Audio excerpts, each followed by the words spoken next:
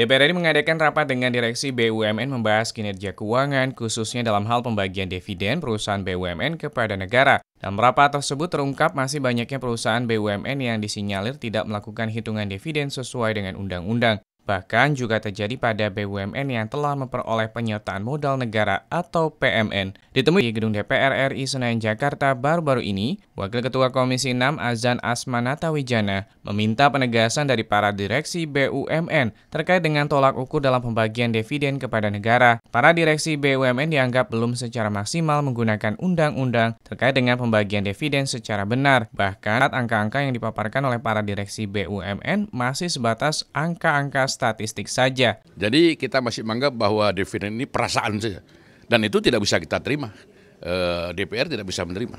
Harus ada tolak ukurnya dan terukur nilainya. Panduannya ada, tapi panduannya tidak dipakai. Panduannya ada dalam undang-undang.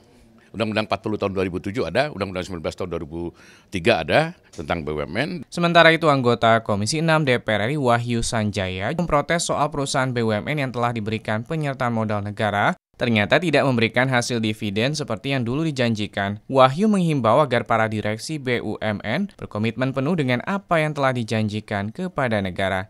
Contohnya tadi dari Pindad.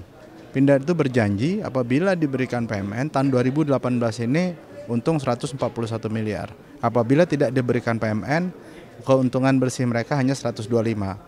Nah, kenyataannya mereka laporkan hanya 125.